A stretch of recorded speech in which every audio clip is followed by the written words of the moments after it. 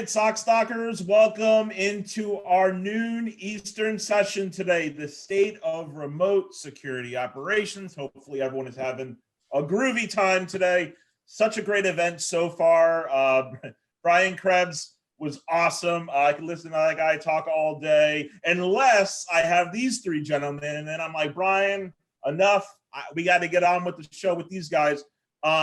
We are talking about the state of remote security operations today. And remote security operations wasn't nearly as much of a thing pre-COVID as it certainly is now. So a lot of organizations have had to make adjustments throughout their business, and security operations, of course, is certainly included with that. So there's so much really to talk about there. These guys are way smarter than I am, but hopefully we're going to cover some really cool stuff. Maybe you guys can all who are watching and listening can walk away with some practical tips and some aha moments, you know. So let me introduce our panel briefly, and then I'll give them all a chance to kind of say hello to you. Ward Spangenberg, an old friend of mine, he's director of security DevOps at Fifth Column. We have Tracy Webb, who's a new friend of me, Security Operations Center Manager at GDS, or Global Data Systems, and Scott is a friend as well, Cybersecurity Command Center Manager at FedEx. All these guys have amazing resumes and are again so very smart. So first, I just want to go around the horn really quickly. Each of you introduce yourselves. Tell me also like how you're doing personally with all this, you know, going on this year. And then talk a little bit about what you do and kind of maybe a general statement about the state of remote security operations as you see it. Ward, let me kick it off with you, buddy. Thanks. Thank you guys for having me today. Let's see, we'll start off with the state. How are we doing? You know what? The best thing about being a security person is that we have spent our entire lives trying to stay in a dark closet somewhere. So, you know, COVID hasn't been any struggle. It's like, P, all right, man, I'm working from home. Now, where have I struggled? You know, it's been funny is that in remote work, you know, I have argued up, down, and sideways about endpoint detection software because it was just such a pain to manage. And then suddenly, crap, we've got to deploy this to 12,000 people. How are we going to do it? So I think where my biggest struggle this year has been is just trying to understand the best way for us to manage the fact that I've got workers who are parked on a little DSL connection in their house, or I've got workers that have, you know, a gig fiber into their house, and, you know, they've got kids doing Zoom calls, and they've got just how do I protect all these different endpoints? I mean, you know, we went from one central office to 10,000 central offices. So it's, that's kind of where I've been just head at this year. Yeah, that certainly sounds like enough work to keep you busy. Tracy, let me go to you next. You and I actually talked about this very topic. It must have been soon after it all went down. I feel like April or something. And you were one of my first guests on a little podcast I do called SOC Quarantine Diaries. And you were such a great guest. And I think at the time, you know, you talked about how GDS is in the hurricane zone, being based in Louisiana, and, you know, the whole kind of preparedness aspect is nothing new to you guys, but still there was a lot going on, and here we are now 6 months or so later, and your area was no stranger to hurricanes, sadly, this summer, and so you had that, and the pandemic is still here. So how are you doing, Tracy? You know, honestly, you know, going back to our previous discussion, you know, I think we were uniquely prepared for COVID, and then the subsequent battering of Mother Nature through this hurricane season.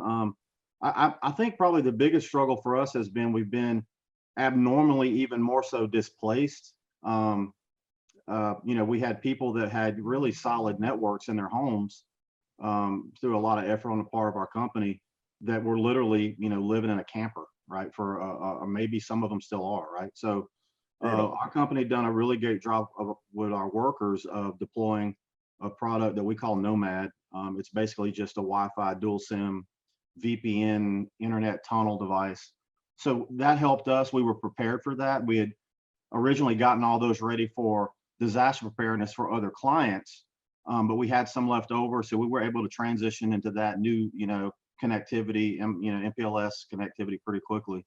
I guess, and I'm not trying to sound, a little egotistical here, but we kind of have to deal with this stuff almost every year. I mean, hurricanes are just like rice and gravy to us. It's the same thing every year, and you got to deal with it. So I think from a professional standpoint for my team though, our biggest struggle has been, it's a new SOC. We're building our SOC as a service product, and we've put a lot of work and education and training into, building the tools. And because of some of the, the phishing campaigns and things that have just kind of blown up at a degree I haven't seen ever, maybe, I had to really switch their gears quickly into threat hunting, down and dirty, gritty, granular threat hunting, which, it wasn't a challenge in terms of their ability to do so. I've got some really great engineers, but we've kind of had to switch gears a little bit to be more cognizant and be more aware and be more up to date with these new threats. And that was a bit of a struggle because between all the hurricanes and the COVID and everything else, now I'm saying, oh yeah, you've done a 50-hour week, go ahead and do 10 hours of threat hunting, lab access training and things like that. So it's been a trying year, but knock on wood, at least our company has weathered it to date. And hopefully with the political climate, we'll continue to weather that and move forward. Yeah. I'm going to go back in a little bit to some of the stuff you said around the threat hunting and all that. So, but great stuff. And last but not least, Scott Hibner, who's the Global Cyber Command Center Manager at FedEx. Okay, FedEx, global company, pandemic hits. How's your security operations, Scott? Yeah, so I would say we actually, we got out somewhat unscathed, right? We were actually able to have our VPN up and running pretty quickly, pretty quick turnaround. We were not really ready for it, I don't think. Normally we are mostly work from office kind of company, but we obviously had that quick paradigm shift where we were luckily able to have our infrastructure team go in and quickly assess and reevaluate and put that VPN infrastructure in there for us to get back online and start working, right? So we were very lucky in that capacity. As we move forward, right, we started looking at, from a security operations standpoint, where do we need to start filling in those security gaps now that we're looking at that paradigm shift? So we focused in on, our VPN, right? We started looking for different use cases and such to detect on odd or suspicious VPN activity going on within the network, as well as we really started pumping up our phishing training, because I think like everyone else on this call, we've seen a vast increase here of phishing, and they have not let go, that's for sure. No. Yeah, and Tracy and I, we talked about that one. We'll come back to phishing, Scott. So sticking with you, so at FedEx, was the security operations team largely working in a physical SOC environment and then had to make the shift to remote, and how did that go? Yeah, absolutely. So we all work out of the Tennessee area, close to the Memphis, and we have our own security operations center here that we've built out. But yeah, it was a bit of a shift there, right? So luckily we're all within the same area. We're not really spread across unless you count our UK counterparts. But with that, I think what we've really seen, right, is it always comes back down to communication, and then having to shift from doing that face-to-face communication, which is always easy. I think we're all really good at it. But when it comes to now we have to do emails, now we have to do chat windows and stuff like that. Sometimes communication slips through the cracks, right? I mean, it happens to the best of us. So putting in, handovers and such like that between our different shifts, putting in, formalities and documentation to ensure that nothing's really slipping through those cracks, Yeah, and are folks still working remote, or is anyone back in the physical SOC? No, we are all still remote, and we are still remote for the foreseeable future here. Yeah. Okay. Yeah, and I want to hear I'm so interested in that, because I always talk about this issue, and I have to remind myself that it's really a two-pronged thing with getting the SOC kind of up and running remotely, right? But then it's also all the new remote challenges that you guys have to deal with. So Ward, you came into this role relatively recently. What did you walk into? How was the state of security operations at Fifth Column when you came in? And then Ward, I think you're on mute. I think you're on mute. Yeah. Sorry about that. I think the biggest thing that I sort of have been walking into is I had already been building all of the technology. So my world is more behind the analysts. I give the analysts all the tools, everything they need in order to respond as rapidly as possible to an incident or alert, whatever pops up. So that's really, I'm building the tools. I'm understanding what the attacks look like, making sure that we have those threat feeds that are really bringing those alerts to the top. So it was interesting, even when, you know, Tracy was discussing having to pivot his team towards threat hunting. And that is, I've seen some of the same things is that you've got to tool, if you're going to handle thousands of alerts, you've got a tool also to find and sift through all the incidents to bring it to the top. So it's good to hear that I'm not the only one who's seeing this type of problems out there in the field. And then, you know, I had already started building all the tools in the cloud. Simply, it gave me that redundancy. It gave me the ability to pivot as, you know, we experience faults or anything like that. The problem has been is actually working with people. You know, making sure, one, we can keep our stuff secure, their access to that information, keeping it, making sure we don't lose customer connectivity, those type of things. Again, the communication that Scott was just touching on, you know, it's sort of hard. It's very strange doing, you know, all of our meetings are Zoom. You do hit a fatigue level with always doing, you know, the Zoom calls and having to pull it together. And, you know, it's just struggling. It was very funny at the beginning of COVID. We had meetings back to back because we were all struggling to figure out how our day was going to go and how are we going to shift it.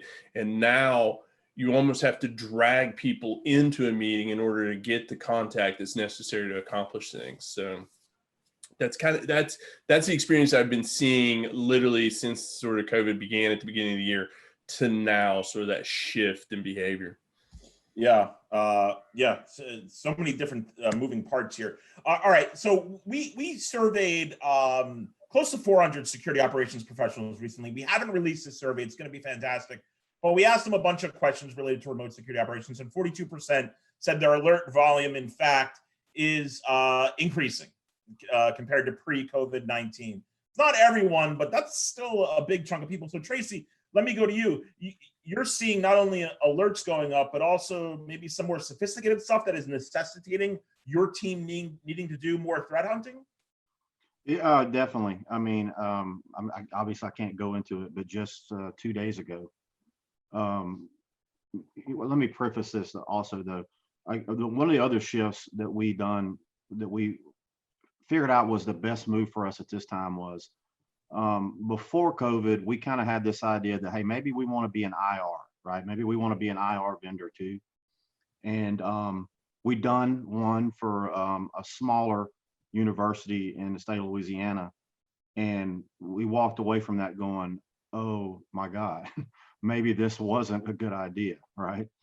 We made the money, but it was a hugely taxing on the resources of the company. I'm talking about across the board, right?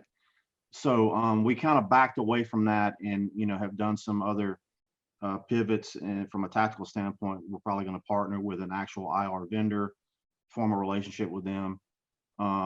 But back to your question, that's why I was talking about that. Just recently, a couple of days ago, we had a client of ours that got hit with a ransomware. It was a variant of Ryuk, you know, the exploit at least. And you know, I say this quite often to people. People, I think, sometimes get misconstrued on what a 0-day is. It's literally just a change in a hash. Okay, so they experienced a 0-day event. They didn't have our endpoint protection in there. They didn't have many other things that we would, you know, want to sell to one of our clients. They just had our connectivity back in, essentially just bandwidth, right? And they were using someone else for their endpoint security. I'm not going to, you know, throw that product under the bus, but you know, quite frankly, I don't even know if we didn't have the threat intelligence feed that we've fostered here, which are multiple. And we didn't have some of the engineers we have that are out there just like hounds every day on Twitter and moving through that universe, just dragging in threat intelligence at every level. We would have probably been got hit with this on the client's behalf as well, because it was uniquely a 0-day virus. So, these things are, the speed at which they are attacking, back to what Scott was saying, like they're not letting go. Okay. These guys are tactical. They've got, we got to be right every day. They got to be right once. And, we've continue to experience that. And every time it happens to one of our clients, it just keeps me up until 4 o'clock in the morning going, what new hole can I, plug in my dam within the company infrastructure as an MSP. I mean, we're carrying around a lot of PII for clients and customers, right? And we take that serious. So it's kind of a feed the beast circle, a snake eating its own tail, because every time I see it happen out there, I'm worried about us and we escalate. So it's going to be a tough year, I think. These guys are not letting go. They are on it, and we're all going to have to step our game up and convince the C-suite that it's time to I was going to say something else, open the checkbooks up a little bit. At SOCstock, you're allowed to use profanity if that's what you're referring to. Scott, let me ask you, we're getting so many great questions coming in from the audience. By the way, everyone, thank you. Let me ask you one of them, and it's kind of dovetails with something I wanted to ask you. But when you go into this at FedEx in March, and here's COVID, and now your SOC is going remote, your workforce is going remote. How do you sort of strategize for the months ahead, right? How do you assume it's going to end quickly, or do you plan long term, and what phase are we in now with it? Yeah, so we go off obviously of what our experts say, right, from the FedEx side of when they feel it's safe to return to work, right? And so as we move forward, what we're looking for is we're looking at metrics packages. My own personal, I think everyone had kind of their own opinion of how long this was going to last, right? I think I saw this lasting quite a lot longer than a lot of other people thought it was going to last. I was looking at probably that 1.5 year plus marker. So taking that into account, right, getting the security operations up to par, one of that being very significant around metrics and ensuring that the team stays up to date on everything, making sure that once again nothing's falling through the cracks. Because I think we can all understand that work from home it introduces new complications. Your home life balance kind of shifts there a little bit, right? You may be taking a little bit longer lunch or something like that, or as my days seem to be, I seem to be working more and more, and my 5 o'clock starts bleeding into 7 o'clock. So yeah, that's kind of how we've tackled it, and something that's very, I guess, interesting from our standpoint is we are within the same vein of COVID-19. Is we're obviously going to be a huge supply chain part to get that vaccine out to the market. So actually IBM just came out today saying, hey, by the way, it looks like DHS is going to put out a notice saying, hey, it looks like they're going to start targeting you guys and start targeting all the other shippers, trying to figure out, hey, how are you guys, sending these vaccines, right? Any more information of, cold storage or anything like that. So, it introduces a whole new prong of different things we have to look out for. Yeah, that's so interesting, right? So yeah, there's another element to your attack surface. All right, the questions are really too good for me to keep asking kind of mine because I really love the participation that we're getting here from the audience. Let me ask you this: as your SOC is now working remote or working from home, and this is a really good question for everyone, but what's the process now that you're using to onboard new analysts and team members? And has your approach changed in light of not having physical face time? And I think, Trace, I don't know if we talked about this, but now that SOCs are largely doing remote work, it kind of opens up that geography for bringing in analysts. You're not beholden to the geography in which you work. So maybe that helps with the skill shortage issue. But I don't know. What's the process if you're hiring people now, Ward? So the biggest thing that we discovered, right, is when you start as a SOC, there's very much, when it's a physical location, it's very much we badge you, we protect, you come into that area and it's you're locked in and we can control our information leak and everything like that. So the biggest thing and that's all, if you haven't already been an analyst, that's really what we drill into you when you start as an analyst with a physical SOC. So the big thing for us was, how do we continue to drill that information? Now, as I said, I'd really been driving that transition to cloud deployments and building all of that IAM in identity access management, so in terms of system wise, it was sort of taking that same mentality and now translating it. So when you start as a new SOC analyst, the first day, you're going to be in a series of Zoom calls where you are coming in and we're going to walk you through a system. So everybody has a responsibility.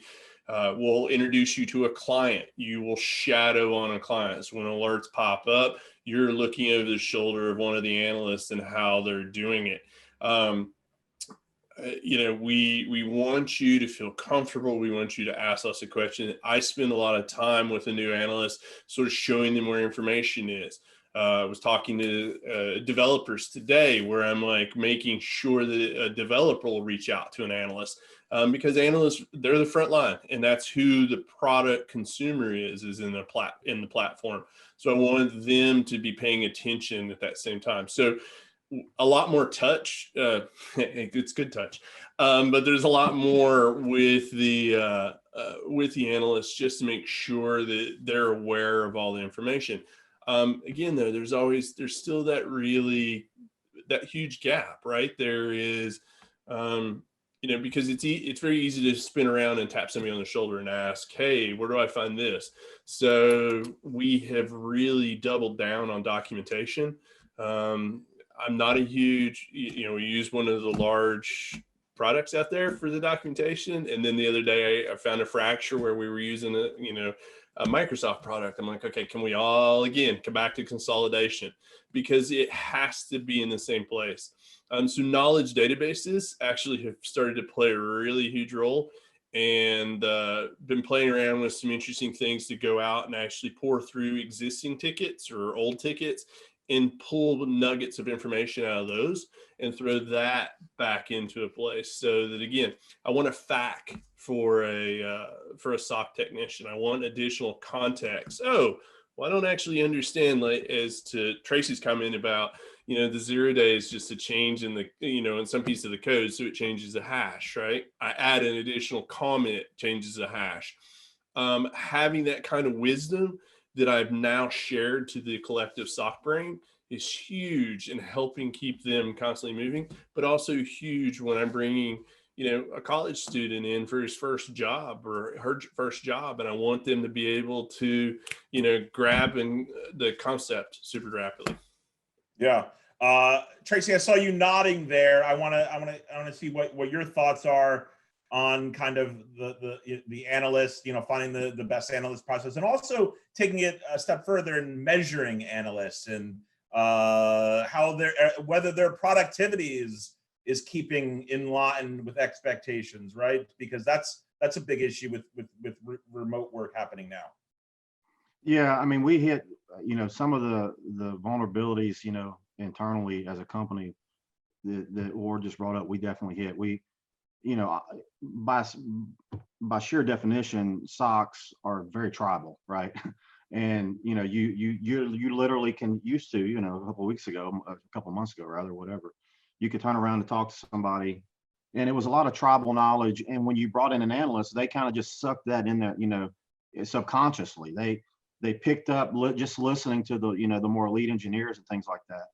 And we found we brought in a couple of interns, one specifically. And initially, I got to be honest with you, I was a little aggravated with him. I was like, what, come on, man, get up to speed, get up to speed. And then I began to sit back and think, like, wait a minute, he's not in the same environment that I was or these guys have ever been in, right? We're lucky enough to come up with mentors and be hand and fist with those guys deep in those things. And I, that began to open up the problems like what we're talking about, like, there's 30 different locations where these policies, procedures, MOPs, and SOPs are at. There's this guy's using this version. There's no document control, right? So we had to bring all that together, and then I had to make like a concerted effort with a young analyst, and have, it started out honestly as morning meetings with a couple of people, 7:30. Hey, what's your priority list today? What did we talk about yesterday? And get their feedback. Like, try to train them in, like, what do you see as a problem? Here's 5 things. What would your priority be in these 5 to-dos, right? And try to, foster some confidence in themselves and use their gut on what they need to look at next and what needs to be done. And I think overall that's only going to make things stronger and faster and better in the long run. But it's just things that you would never really catch had this event not occurred, right? And I know for me, if I stay for the 20 years and move on to a new company, I'm going to be a little less quick to be aggravated about the uptick in a person's knowledge base. Are they meeting certain baseline criteria? Okay, you're an analyst 1, you should, we try to set that line in the sand because there's so much work going on. You want to get these guys in the pipeline as analysts and spit them out the other side being just a shit hot guy, engineer, right? And I've learned, especially in the past year, like you need to put the brakes on a little bit. Remember, everybody learns differently, and this environment is not an easy environment to learn in as a fledgling analyst, for sure. So yeah, you've really had to make sure that you're kind of acquiring that empathy, right, and really channeling that empathy for your staff. Scott, let me ask you. In our survey, we found that 15% of respondents expect their transition back to on-premises security operations is going to take a year later. 11% expect to never return to on-premise SOC because of this. I don't know. Maybe that's low. Maybe that's about right. I don't know. But tell me, do you miss the SOC? Do you miss the working in the physical SOC? And kind of what are you doing to help adjust your analysts for the remote work? Yeah, no, I definitely I do miss it for sure. It was a heck of a lot easier to just walk downstairs and go down to the SOC and talk to the guys and girls out there about what's going on, what are they seeing throughout the threat landscape, right? I do foresee us kind of going back, but I do see us going back in a capacity of, whereas before it was always working from the office, whereas I now see us having that flexibility to say, okay, maybe 2 to 3 days out of the week, come into the office, but you got the flexibility to work remote on a couple of those other off days, right?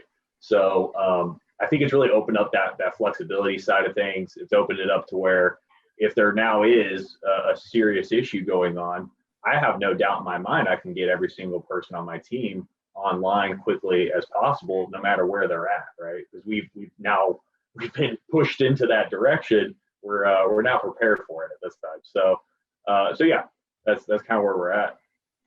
And what are you doing to ensure that morale continues high among the analysts? Because you can't, and the engineers and the remainder of your team, you can't kind of visibly see them and analyze how they might be doing, with mentally. And we have a great panel coming up later about burnout in the SOC. Obviously, the whole new added element of COVID probably adds to that whole condition, really. But what are you doing to make sure that everyone is okay, doing all right?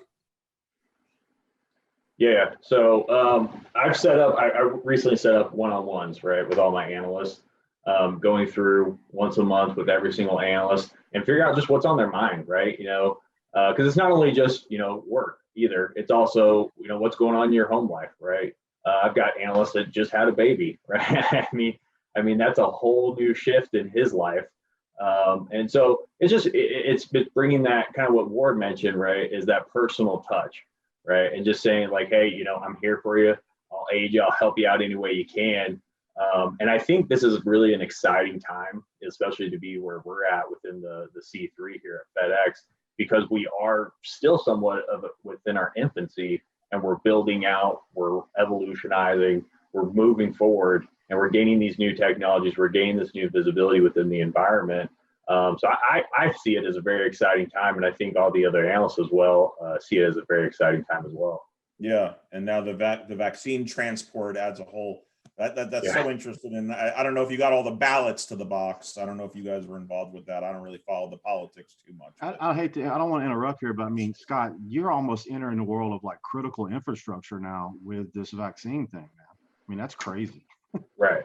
No, yeah, we definitely are. And we kind of already were. FedEx holds obviously a lot of contracts with the feds. That's why we call ourselves Federal Express, right? We wanted to get those contracts from the government. So it's nothing new to us. It really isn't. We've got a very high profile cases already. We've got a lot of very good infrastructure around that. So I would say we're definitely up to the task. I would say from a security operations standpoint, we just need to get our heads around. We need to wrap our arms around it and learn everything we can. The fantastic part about it is I've got a great team behind me, right? A lot of them are prior military. They come from a very rich background in doing this ICS, infrastructure security. So I've got a great team backing me. So, we'll take whatever they can give us. Yeah. Let's go back to the people who we don't have empathy for, and that's the bad guys and gals out there. Ward, I think you or Scott brought up phishing, right? And phishing has been around, forever, and it's like the most common attack vector, attack type that's used. What's going on with phishing now? And we asked, and that was not surprisingly far and away, according to our respondents for this report, the biggest threat that's increasing for them. And we asked, really all the major threats, and phishing far and away, right? So what's going on with phishing right now? It's gotten amazing. It was funny. I was listening to Krebs in the prior one, and Krebs has the same take I do on anytime I see something new, and I prefer to stay elegant, where I'm just like, holy crap, I didn't even think to approach it that way. And our attackers, they pay attention, right? It always amazes me when I'm having a conversation with somebody and they're like, oh, the attacker did this, and it was very clearly that they had misspelling. Spell check exists and they're using it, and they're, oh, well, I need a native English speaker to help me craft this email. And they've templatized, and it's, oh, and I need to go and steal these graphics. And okay, now I've got everything. So we can argue that that's sophistication. What it is every time we publish something as security researchers and say, hey, this is how we busted them, they go, aha, I'm not going to do that next time, and my email will flow better. Or I will make my, we'll go in and, oh, they're looking at the DKIMs, they're looking at this or that. Okay, well, if I modify it, make it, or I go and borrow a domain that has existed for 10 years, oh, that makes my email look more legitimate. So what we're seeing is we're seeing that they're operating just like an enterprise security company, but now that they're an offensive enterprise security company. The rise of gangs, but organized gangs with Jira. There was one that I was doing research on. They had their own trouble ticketing system that they had implemented and were tracking. Tracy talking about, again, back to the 0 day. Oh, we've been busted by the virus total. We've been busted by this. And they would go through and they would rewrite. And, somebody was assigned a ticket to go back and rewrite the code that they were using for their exploit that they were embedding in the email they were sending out. So it's great. I mean, again, it's elegant. You're just like, oh, I haven't been taking the right perspective. Now I've got to. So again, back to when we're training our analysts, think like a bad guy. How would you attack this? What would you use? The senior guys, I need you to teach the junior guys. When I'm talking to a developer, it's the same idea. When I'm sitting there with a developer, how would you break this? Holy crap, I didn't think of that.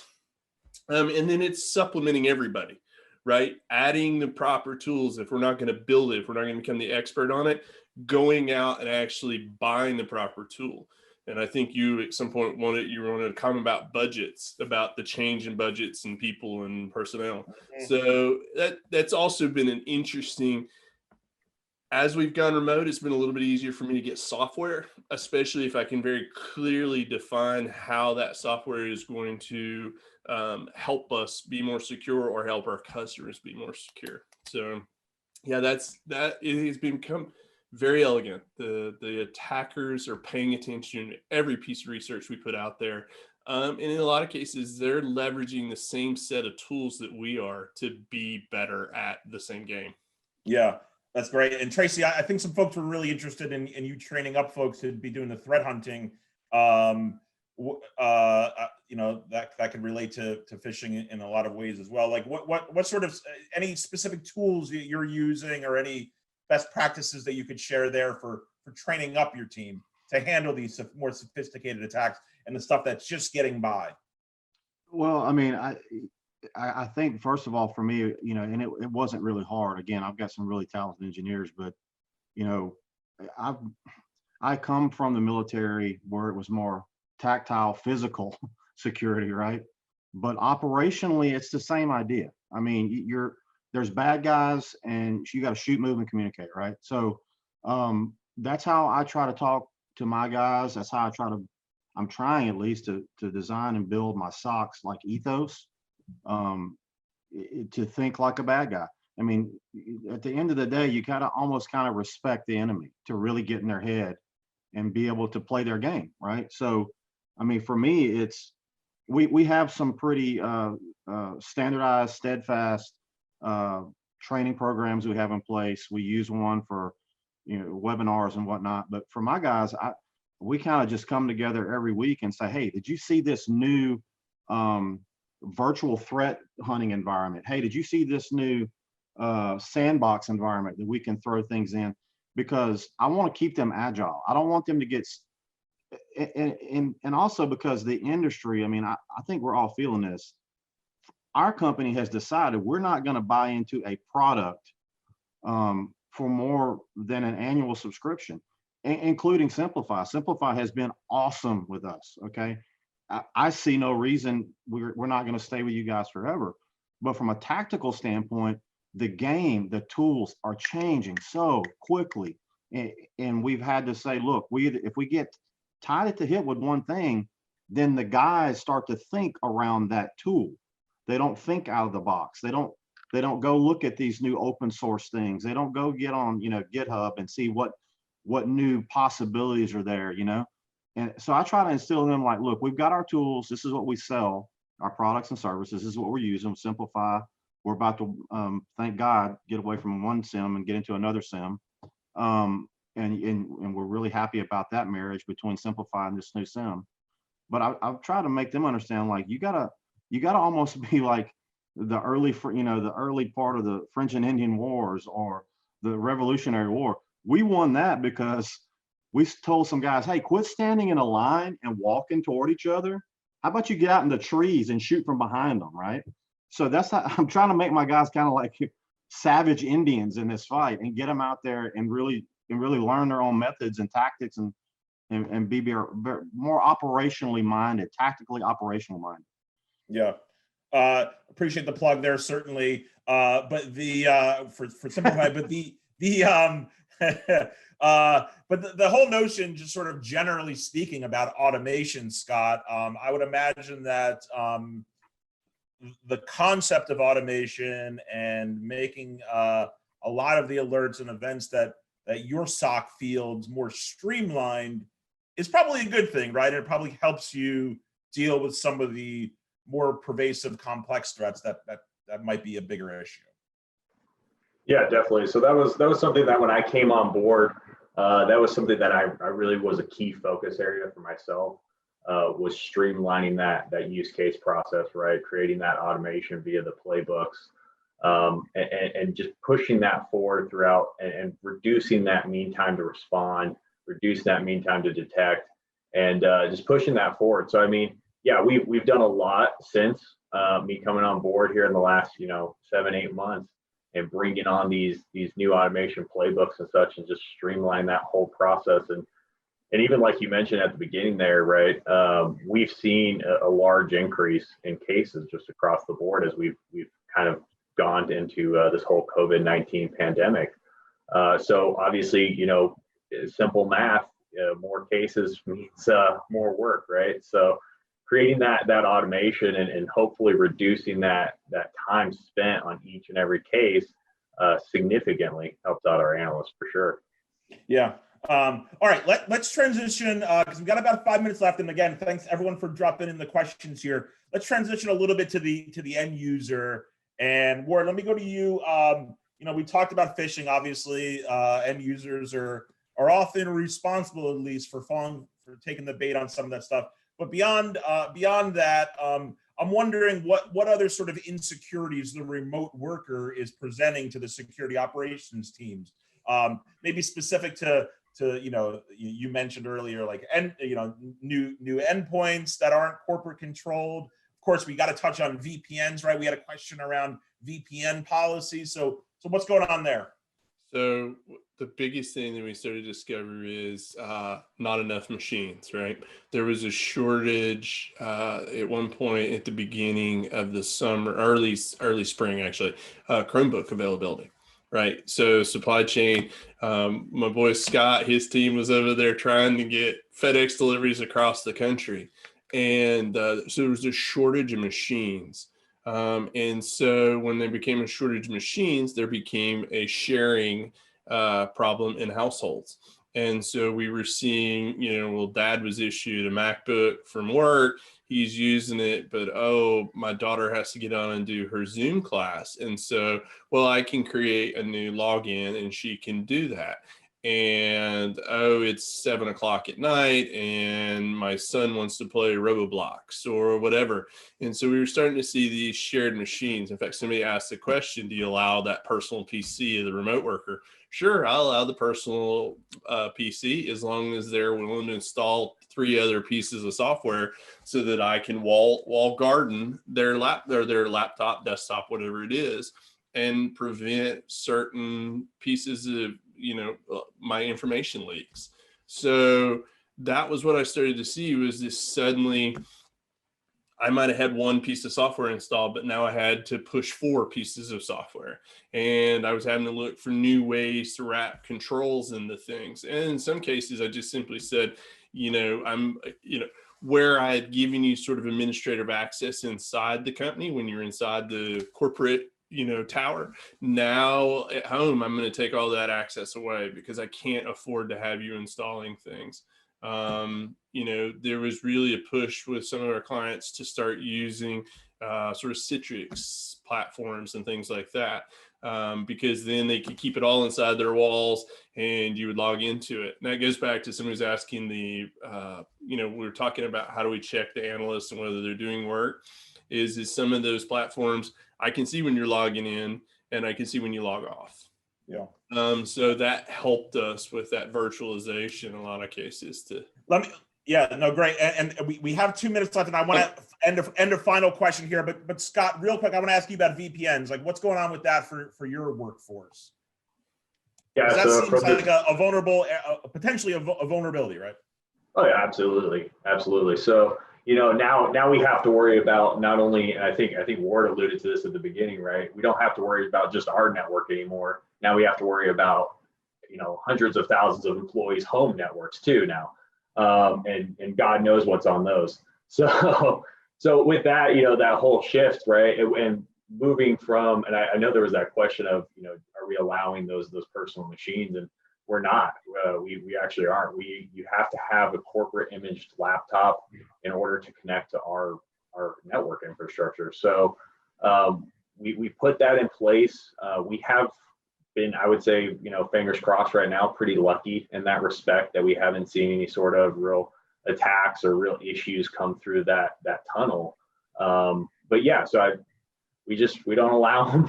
We keep it pretty simple and just say it has to be a corporate laptop or nothing. Yeah. Okay. I can literally talk to you guys forever. I want to invite you over, socially distance, of course, and hang out with you. I love the 3 of you. Let me end with a question that actually came from the audience, which I think is a suitable way to end. Each of you take a stab at it for 30 seconds. What has been the single most important security lesson you have personally learned from going remote? Tracy.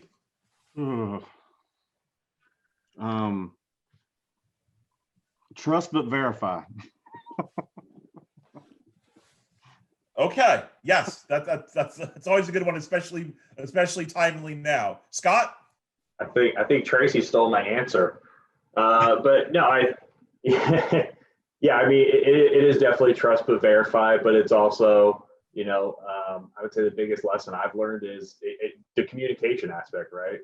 Understanding your Zoom, your WebEx, your Teams meetings, understanding there's that IM on the other side, there's an email communication. Pick up the phone. That's a big thing too. Just pick up the phone, call somebody, right? So that's the biggest thing I've learned is communication. Yeah, I talked to our wonderful graphic designer who reports to me. I often just call him on the phone. I just avoid Zoom and I just talk to him like we used to. Ward?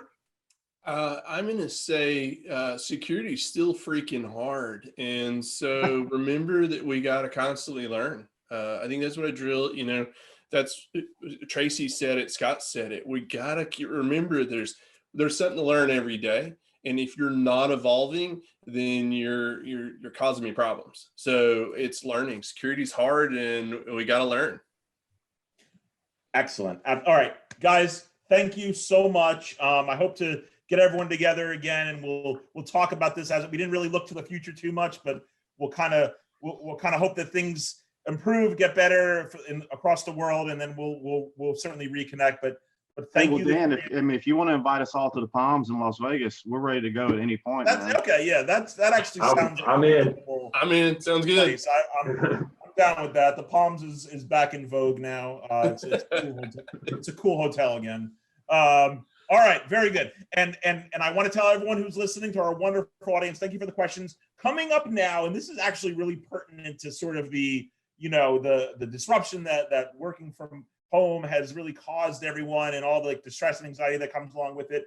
We have a wonderful health coach, big influencer, Robin Euclid, who's going to present on letting that shit go, how to transition from your workday to your home life the SOCstock way. Robin's awesome, and I really truly think everyone should sit and check that out. She's going to give some actual advice you could use, and I think your partners and your family will be impressed by what you might learn. So again, thank you to everyone, and guys, thank you again.